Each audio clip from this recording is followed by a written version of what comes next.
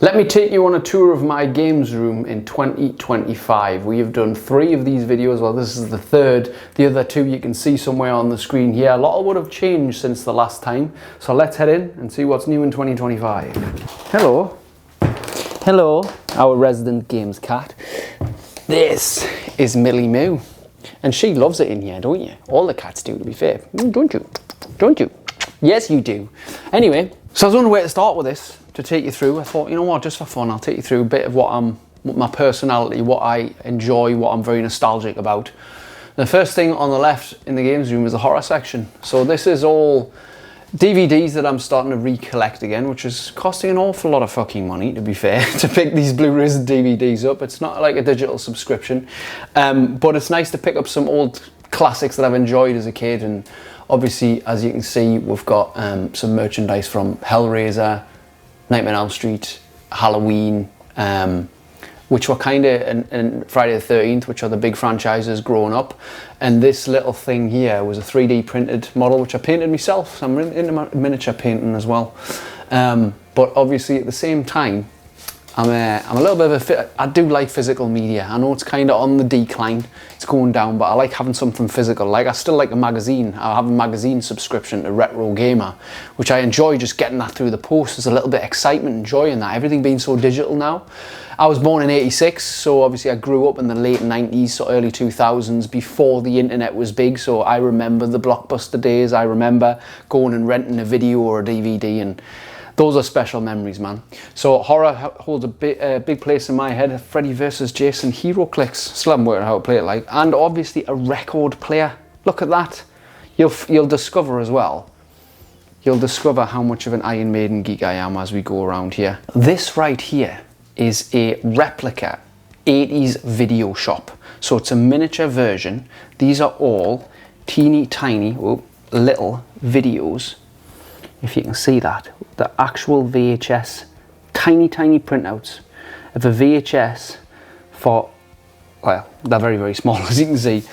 And this is what a video shop would look like in the 80s in a miniature version, which is pretty cool. I don't play much music now, but I am a guitarist. I have been since I was 15. I was in a metal band for 8 years, and we rocked a few stages and did some amazing gigs, but I don't get much joy out of playing music on my own now. I need to be a band or part of something musical to really rejuvenate that. I did do a couple of Iron Maiden covers in a studio at the start of 2024, I believe, maybe. If we have a video of that, you'll see it on the screen somewhere here. But down here is the music collection as well. A few LP vinyls, along with live music performances from the likes of Guns N' Roses, Iron Maiden, As I Lay Dying, AC/DC, Metallica, etc. I love all the heavy metal shit, all the heavy metal stuff. But as we move on here, you will notice, because it can't be avoided, the very, very big thing in the middle of the room, which takes up the majority of the room, which is the centerpiece, and the thing that gets used the most. Most Tuesday nights, we have a games night. So there's about 5 or 6 of us that regularly gather and play any of the board games that we have, or one of the 2 of the lads will bring one round.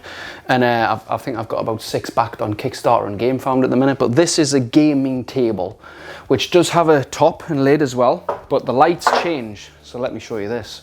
So you can pre-program the lights to do very different things, from flickery green to fire red, depending on the mood and the atmosphere that you're wanting to bring forth. You can also do things like ripple effects for underwater games, or just things for creating a different mood, whether it be romantic, whether it be rain, whether it be a volcano, something like that. So this is pretty cool. But you can also just literally have a standard color, a green, a blue, a purple, an orange, a yellow, which is quite nice.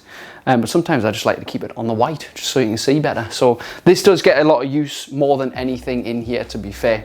And this beautiful, hang on Millie, sorry, I'm gonna have to move you. Sorry. Here we go.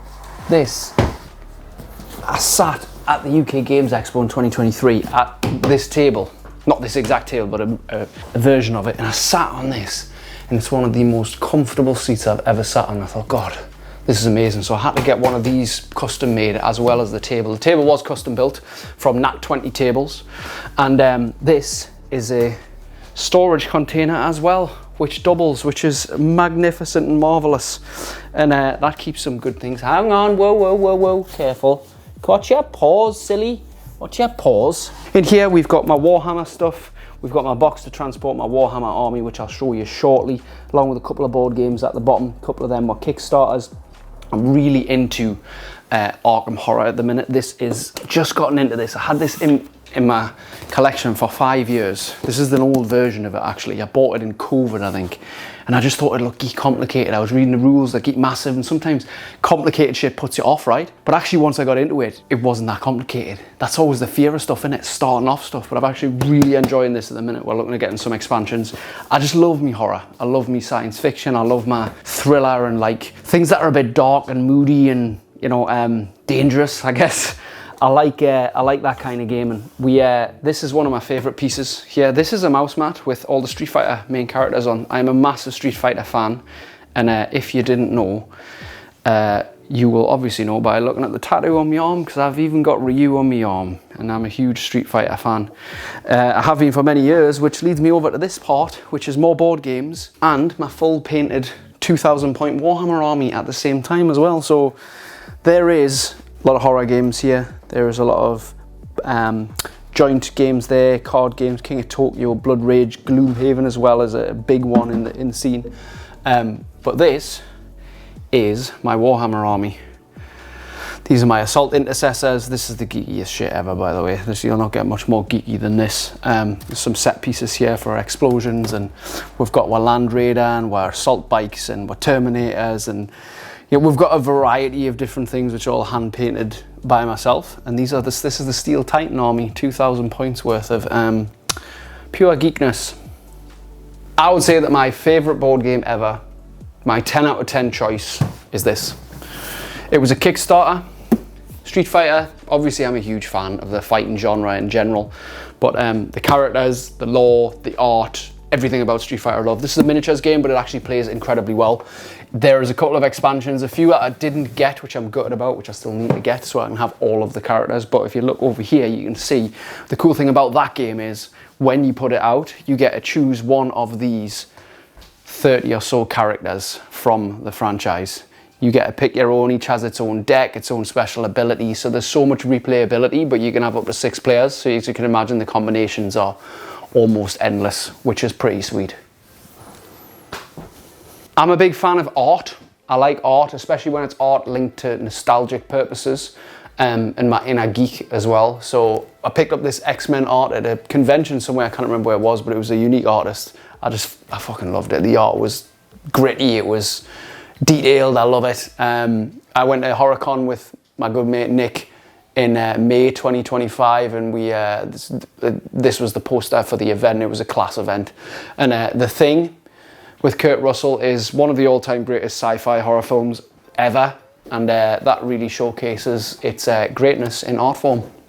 Everyone loves the gizmo. Everyone loves the gizmo. It's quite lifelike, that, to be fair. And that famous scene where he's got the marshmallow that's on fire. And we've also got Stripe at the top, which we've had for many years now. You might have seen him on a previous video. But this is our social deduction, our party games as well. I've got some old school magazines in here, like old gaming magazines from like 93, 94, 95, along with several issues of Retro Gamer, which I'm an avid subscriber to. I love, like I said earlier, getting that magazine through the post and reading it and flicking through the pages. Like, it's just great. Like, I just love it.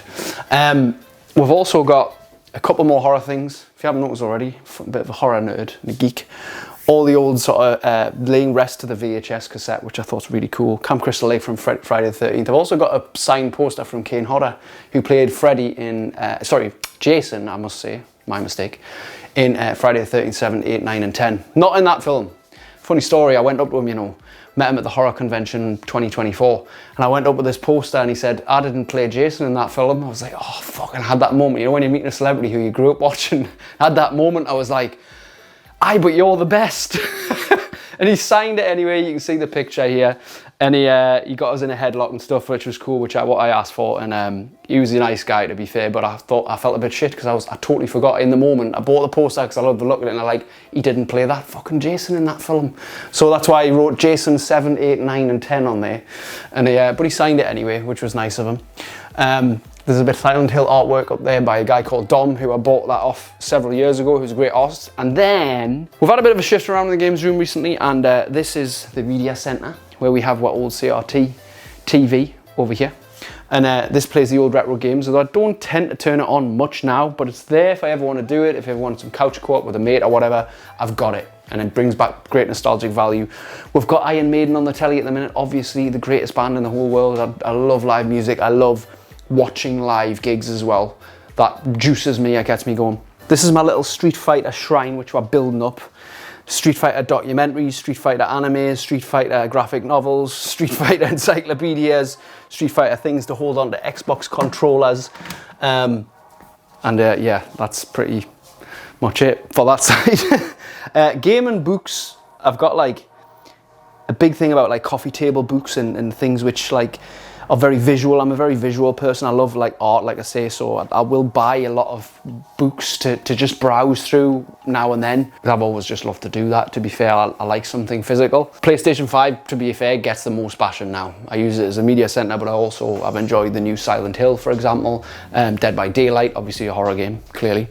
And a few more. I've custom skinned my original Nintendo Switch as well, which looks pretty sweet, with the blue flames on there. That gets a little bit bashing every now and again. And obviously we've got from even the old video, you would know all the retro things from your old Nintendo 64, your original Xbox, and Xbox 360, GameCube, PlayStation 2, and some Game Boy Advance as well. I love this. I went to the UK Games Expo in Birmingham on my own this year in 2025. And I've never played D&D. I've never played a role-playing game. I'd love to, though. I'd love to be part of a Dungeons and Dragons crew, or I can't be a DM, what they call a Dungeon Master, because I don't know how to do it, but I can be very theatrical when I want to be, in case you haven't noticed. But I saw this, and this is from this guy who does his own style, Fighting Fantasy it's called, but he's created loads of RPG role-playing books and novels and things, and he's created these characters, and I just love the visual of it. And I was trying to get a poster, but all I could find was this mouse mat. This big mouse mat, and I was just like, that is so fucking cool.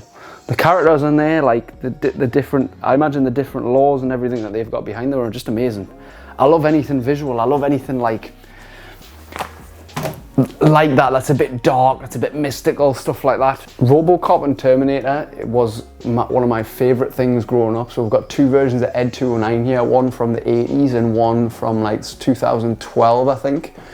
Which is a much more in detail one. As you can see straight down here as well, keeping with the RoboCop and Terminator theme, this is a Sideshow, I think it's a Sideshow Toys Terminator, real life, he's got a little light that lights up, but this is a trinket box as well for storing shit in, but the Terminator head, and Terminator books and Terminator graphic novels, and also more Street Fighter, the Street Fighter figure collection on here. Street Fighter, Terminator, RoboCop, yeah, all here. RoboCop, Terminator, all that shit, and Mortal Kombat at the top. It's all stuff that I fell in love with as I was growing up, and I've just kept the love of. And it's one of them things as well. You go through this stage, you might have had it where you start throwing a lot of stuff out. So I went through a minimize stage where I was reading books on minimalism, and I was getting really inspired. So I got rid of loads of shit. And now I just have to buy back a lot of that stuff that I got rid of, which costs us twice as much, takes twice as long. I can't find a lot of it. Some of it I sold, some of it I gave away, I threw away. But I try and keep all of my sort of memorable things and stuff in one room in the house. I don't think anything's worth a lot of money. It's not really that, it's just sentimental value. It's not like I've got the rare retro game that's worth £850. I've got nothing really like that. It's all stuff that is related to my childhood or related to my teen years, where would share an experience as teenagers and have sleepovers and do all-nighters on the PlayStation, or would go on the N64 and would do a wrestling marathon. And as you can see up there, talking about wrestling, actually, I've got the old WWF Titantron from the 90s. I used to have this. I had to rebuy this. And you put the figures onto let's see if it works still. You put the figures onto the platform, and it plays that music. It's got two little metal things on the feet. See if it still works. Where is it? That's if it's turned on and the batteries are on. Where are we at? This is not the easiest. Nah, it's not quite working yet. I'd have to fiddle about with that one. But there's a controversial character, Vince McMahon. Yeah, let's not talk about him right now. So to round this experience off, I hope you've enjoyed a little tour around a very nostalgic games room. I know Millie's enjoyed it, haven't you? Haven't you? You always enjoy being in here. I firmly believe you need to keep in touch with that childish side of you. I said this in the last video in a roundabout way. I can't remember exactly what I said about a year and a half ago, but I still feel the same. Like, every man needs his cave. Every guy needs his solitude. There's a child inside everybody, and we need to stimulate that child, because if we don't, we'll just get too much into drink and drugs and whatever not, and not stimulate that fun side of our life. Like, some of us just work and work and work and please others and don't get that time to, although I don't spend every night in here. Sometimes I go a week without even stepping foot in this room, you know. But I think we all need to keep in touch with our childish side a little bit more. Stop being so grown up. This is what I value so much about the games nights. What we have every Tuesday, we've been doing it like, I think about 11 years now, almost every Tuesday. More Tuesdays of the year than not. We get together and we just play games. You'll see a few pictures of the nights on the screen.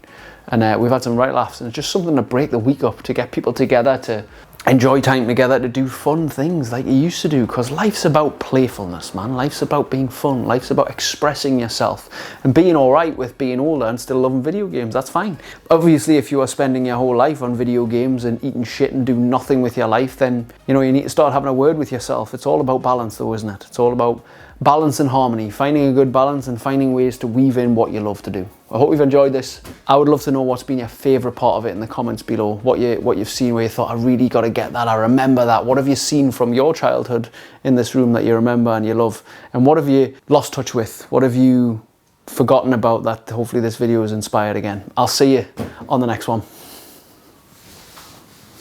Hey, if you've enjoyed this video, don't forget to leave a like, drop a comment, and click the subscribe button and turn notifications on so you are notified of every new video that drops every single week here on the channel. And also, if you would like a free copy of my second book, Supercharged, the modern day guide to creating outstanding levels of energy, motivation, and self-control, then I've got it on audio right now. All you need to do is go to superchargedaudio.com, enter your details, and it's yours to your email inbox for free. Let's go. See you on the next video.